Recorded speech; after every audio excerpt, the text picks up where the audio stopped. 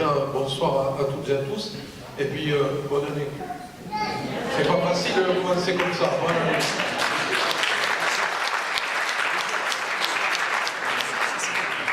Alors effectivement, je suis un élu.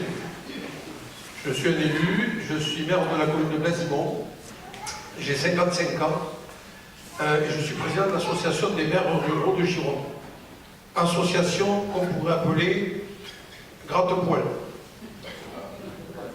Voilà, c'est pas une association qui est prévue et qui est bien vue par le préfet, par exemple. Pourquoi? Parce qu'on est tous, quand on est élu dans nos communes, on est tous adhérents à l'association des maires de Gironde, qui est la déclinaison des maires de France. On est adhérents. Par contre, quand on fait partie de l'association des maires ruraux de Gironde, on est des militants. C'est complètement différent. Vous savez ce que c'est, militer? Eh bien, nous, on est des militants. Alors, en Gironde, il y a eu des mariages, là, au 1er janvier. Alors, on m'a dit que c'était une naissance. Donc, moi, j'ai dit que c'était une naissance, il y a eu des morts avant. Moi, je suis comme ça, je suis assez franc sur les choses. On a vu disparaître des communes. On a vu s'en créer d'autres. Donc, aujourd'hui, il y a à peu près 535 communes en Gironde.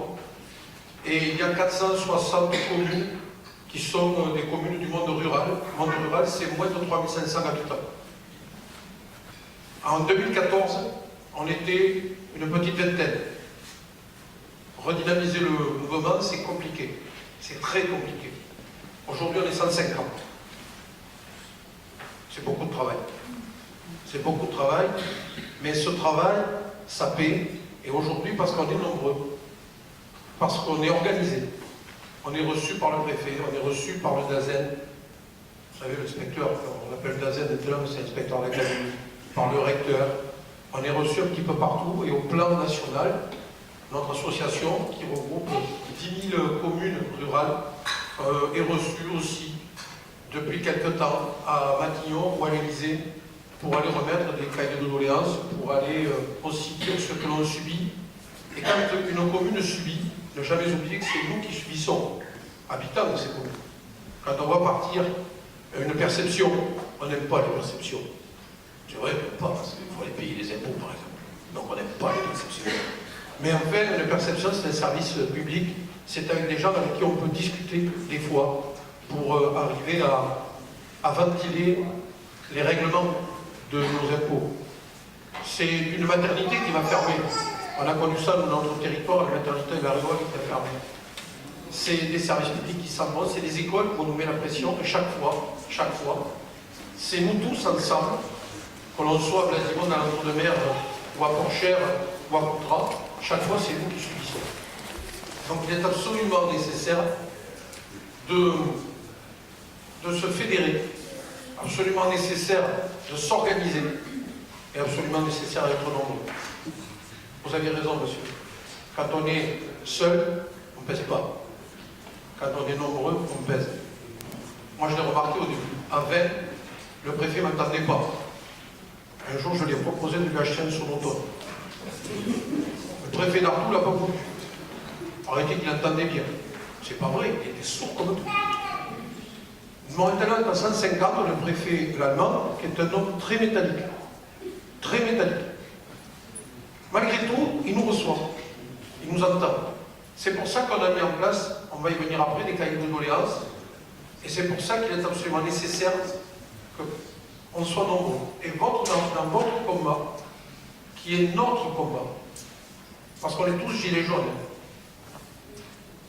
je peux vous dire que même dans les forces de l'ordre, si, beaucoup sont gilets jaunes. Beaucoup sont gilets jaunes.